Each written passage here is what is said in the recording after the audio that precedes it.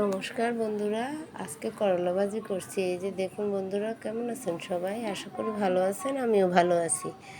আমার শরীরটা বেশি একটা ভালো নেই, তারপরে বললাম ভালো আছি। এই যে দেখতে পাচ্ছেন করলা ভাজিটা হয়ে গেছে, এখন আমি নামিয়ে দেব।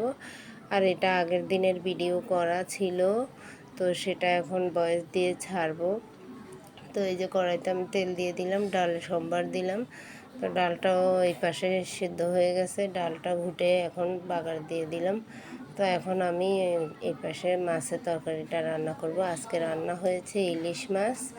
তো এর আগে একদিন বড় ইলিশ এনেছিল, বড় ইলিশ সর্ষে পাতুরি খাওয়া হয়েছিল, তো পিঠের মাছগুলো রেখে দেওয়া হয়েছিল, আর পেটের মাছগুলো দিয়ে সর্ষে ইলিশ খাওয়া হয়েছিল।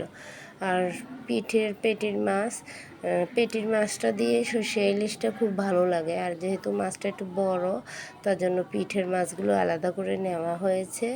কারণ এখন ইলিশ মাছের অনেক চড়া দাম, এত দামের ইলিশ মাছ একদিনেই খেয়ে শেষ করে ফেললে তাতে সমস্যা আছে। এত কিছু আমরা গরিব মানুষ, এত খেতে পারবো না, একটু কম কম খাওয়া লাগে। তো সব কিছু হিসেব করে চলা লাগে। আর এখানে দেখতে পাচ্ছেন একটু তেল ভাজা করে নিয়েছি ছেলের জন্য। ছেলে বলছিল মা আমাকে একটু মাছের তেল দেবে, আর ওই যে কানসাটা আছে না, কানসাটা ভাজা করে রেখেছি, ও একটু কড়কড় করে চাবাইতে ওর কাছে খুব ভালো লাগে। তো এই যা বেগুন আর আলু দিয়ে মাছটা রান্না করব। তো আমরা বেগুনটা একটু হালকা ভাজা দিয়ে নিই আগে, কারণ বেগুনটা ভাজলে বেগুনটা খুব সুন্দর লাগে খেতে। তো এই যে দেখতে পাচ্ছেন বেগুনগুলো ভেজে নিচ্ছি তেলের মধ্যে একটা একটা করে। আর এখানে অল্প একটু লবণ ছিটকে দিয়েছি, আর কিছুই না। তো ওটা ভেজে উঠিয়ে নিয়েছি। এখন আমি এর মধ্যে কালো জিরা ফোড়নে দিয়ে দেব। তার একটু তেল দিলাম, কারণ তেলটা একেবারে কমে গেছে, আর ছেলের জন্য একটু উঠিয়ে রেখেছি, এই জন্য আর একটু তেল দিয়ে দিলাম। তো এই যে দেখছেন কালি জিরা দিয়ে দিলাম তেলের মধ্যে, ফোড়নে কালি জিরা দিয়ে এখন আলুগুলো দিয়ে একটু নাড়াচাড়া করে নেব। তো আলুগুলো একটু ভাজা ভাজা করব। আর আলু এই কয়টাই না, আরও বেশ কয়টা আলু আছে, আলুটা একটু বেশিই দিই তরকারির মধ্যে। আলুটা খাওয়া পরে বাচ্চারা বেগুন টেগুন খেতে চায় না, তার জন্য আলুটা একটু বেশিই দেওয়া হয়। আর এই যে আলুটা ভাজার মধ্যে আমি লবণ দিয়ে দিই, সবসময় আলু ভাজার মধ্যে আমি লবণটা দিয়ে দিই। সোমবারটা ফোড়নটা দিয়েই আমি লবণটা দিই, কারণ লবণ দিলেই সবজি থেকে জল ছেড়ে দেয়।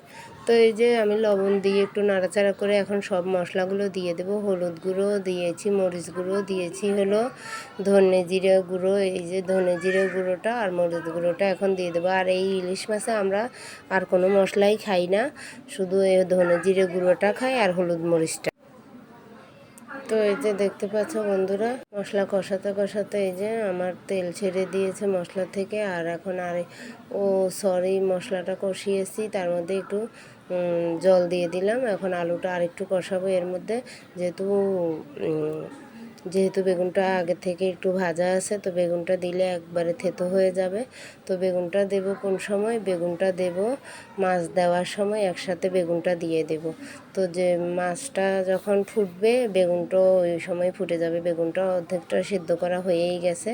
তো এখন আমি তরকারিতে জলটা দিয়ে দিলাম। এই যে দেখতে পাচ্ছ জল দিয়ে দিয়েছি। আর জলের পরিমাণটা একটু করে দিতে হবে, কারণ মাছ আর বেগুনটা দিলে ঝোলটা একটু বেড়ে যাবে, এই উঁচুতে উঠে যাবে।